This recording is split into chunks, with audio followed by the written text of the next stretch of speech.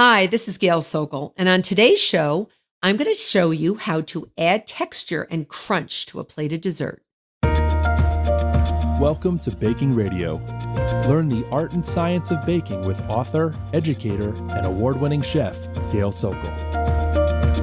Whether you've been baking your whole life or you're brand new to the world of baking and you're looking to build your confidence and learn new skills in the kitchen, you're in the right place. This is Baking Radio.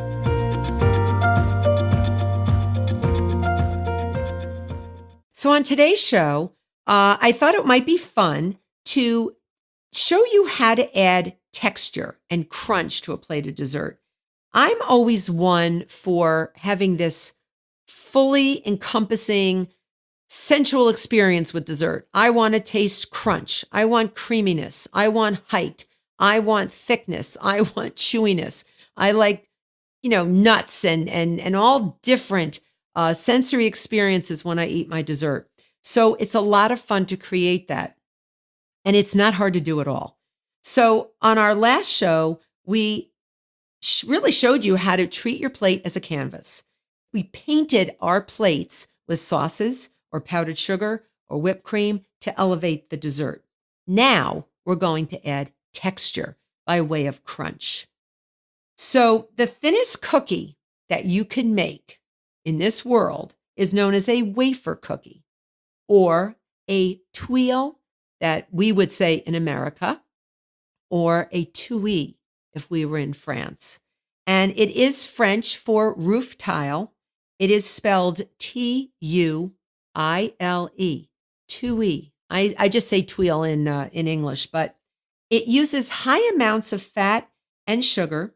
And these cookies have very thin batters. They have almost no ingredients. And I'm going to give you a recipe at the end of the show, but they're very thin batter-wise, and they can spread as they bake.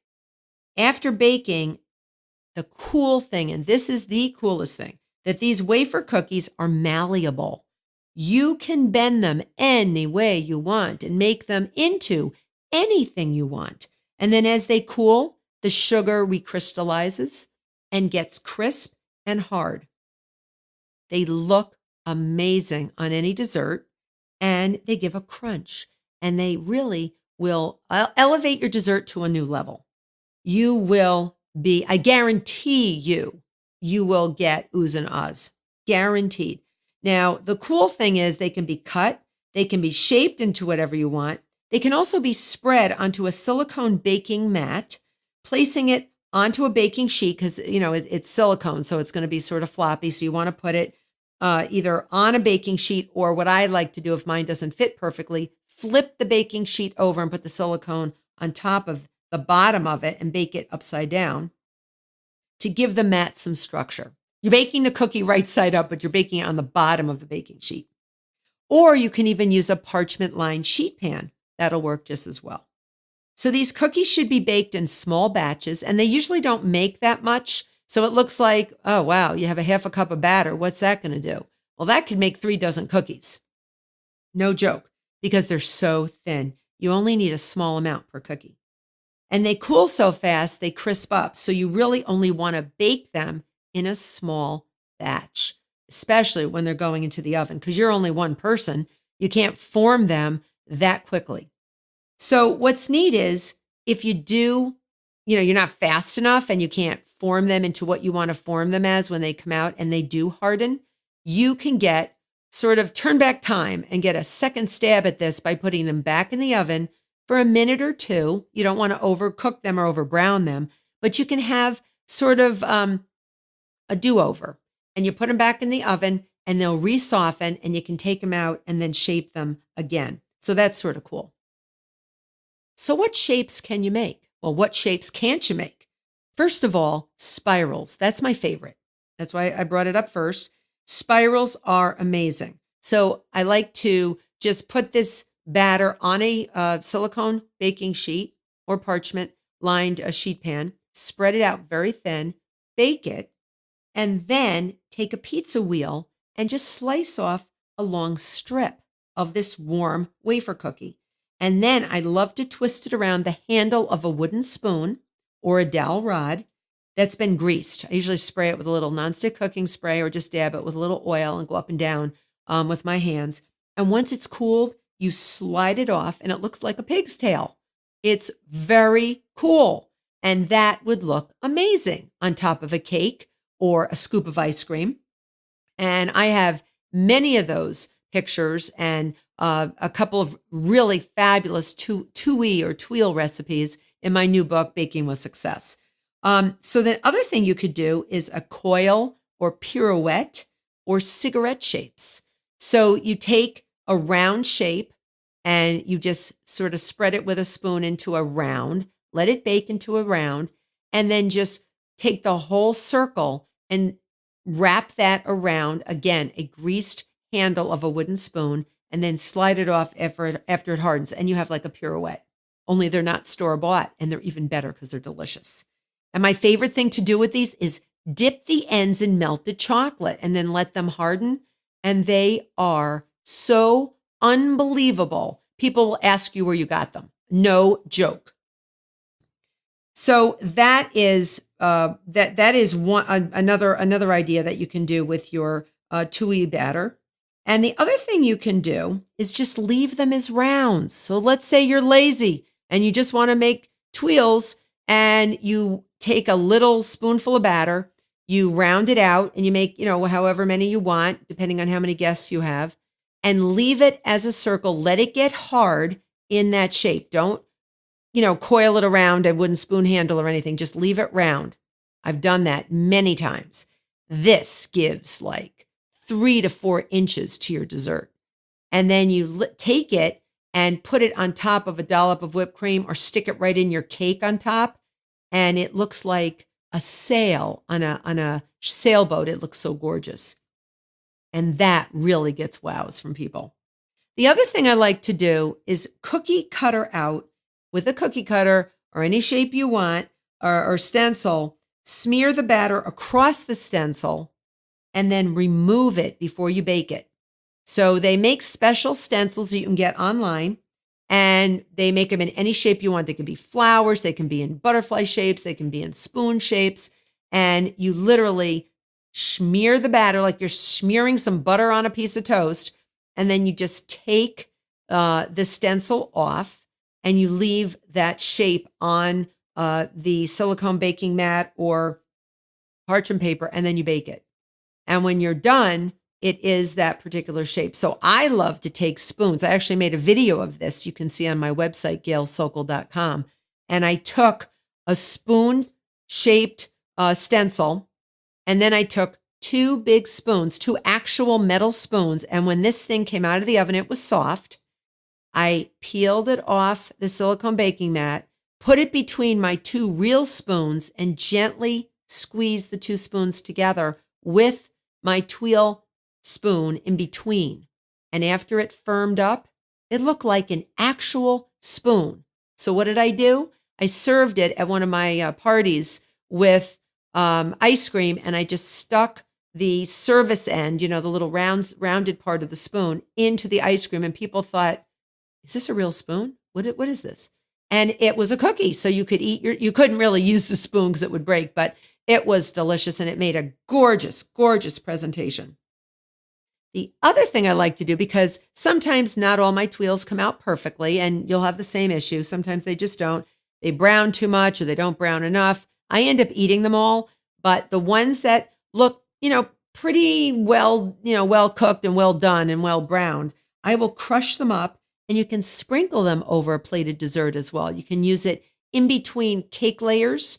So you can put a cake layer down, maybe some frosting, and then some chopped up or crushed up tuile that is already cooked. And it just gives it a little crunch, and it's absolutely delicious.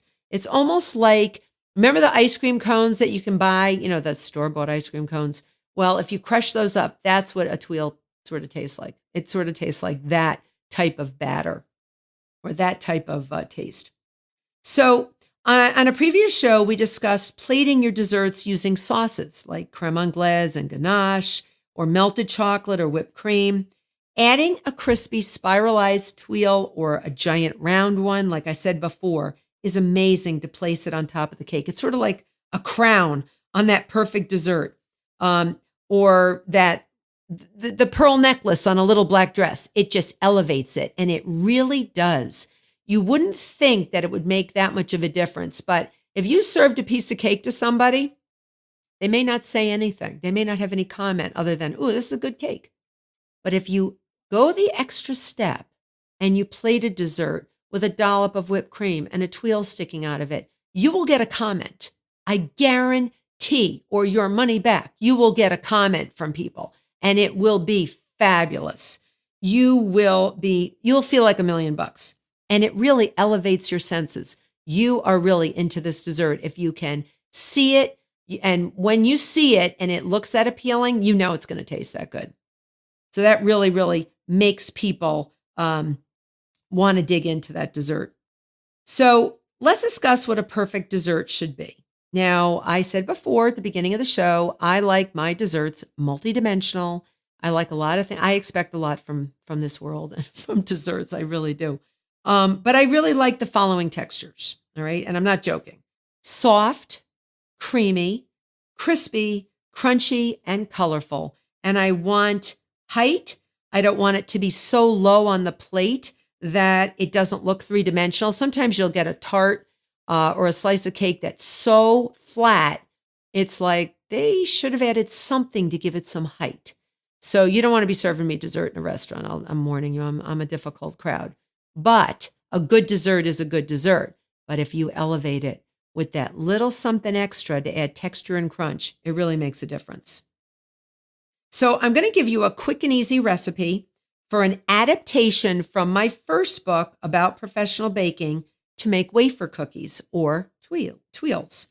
And I also have 2 other recipes for tuiles in my newest book, Baking with Success. And most wafer cookies, they're of 2 types. One of them is more like a praline type with some nuts in it. And it's very nutty and crunchy and buttery.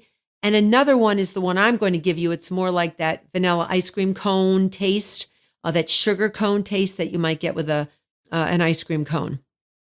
So here goes. These are wafer cookies. They're going to make about 18 thin cookies. So you're going to start with 2 large egg whites, no yolks, just the egg whites, 2 of them. Half a cup of superfine sugar. Superfine sugar is just granulated sugar that's been pulverized even finer, so it dissolves instantly. You can find it anywhere, in any grocery store.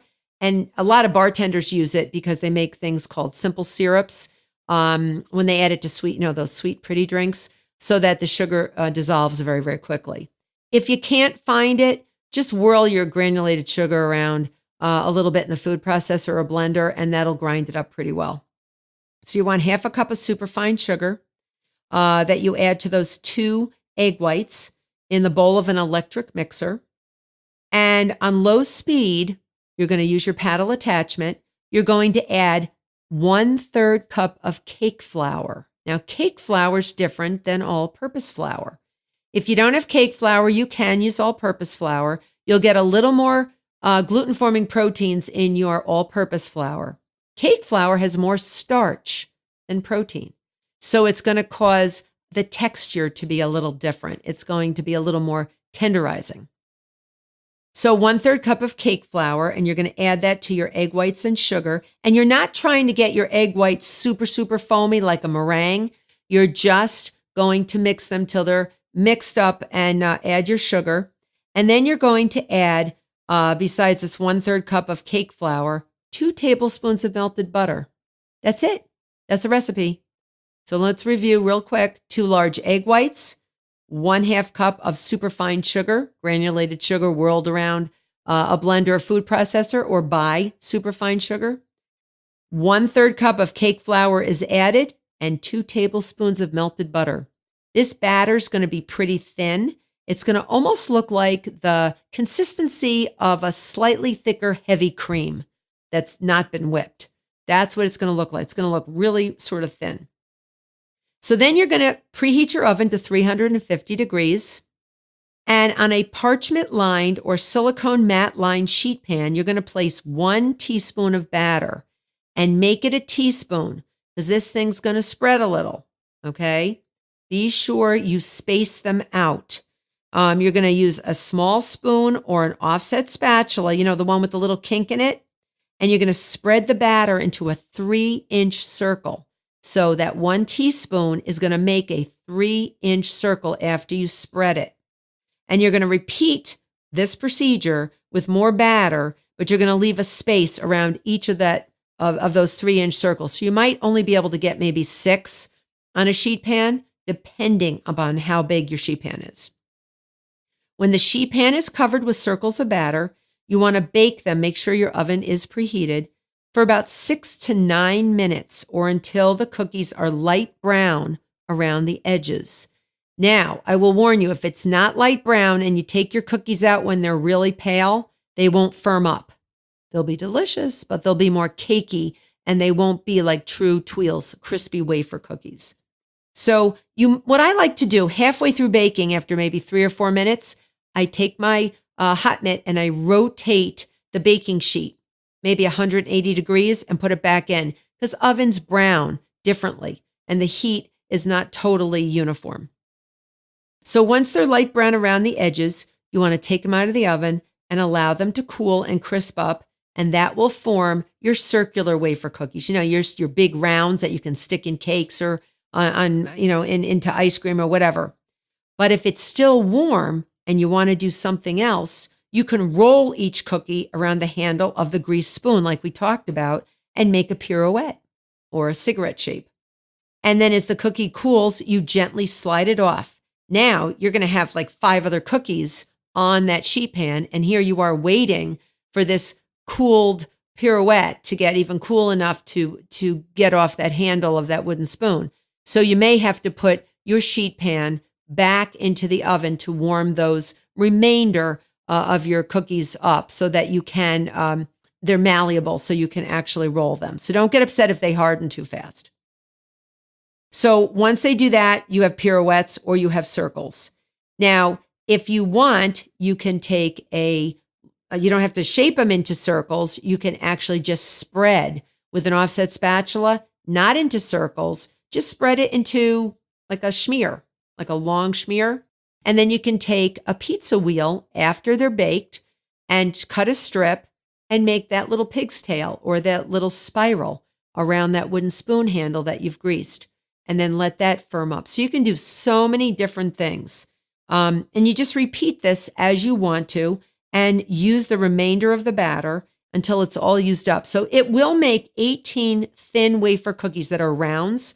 But if you want to make pirouettes, it would make 18 as well. But if you want to do anything else with them, like cut them with a pizza wheel or shape them into something else, they may make a little bit less. Another neat thing to do is you can take the rounds while they're warm and put it over like a little form, like a tiny little cup, like a little ramekin or a little muffin pan that's been turned upside down. And then when it cools, you have a little bowl. You actually can have a little bowl. So maybe you can serve ice cream or chocolate mousse in a little edible bowl. And that is really cool as well. So I love doing this. I think that you have a lot of variety that you can do to add texture and crunch to a plated dessert. And if you've enjoyed the episode today, hit the subscribe button.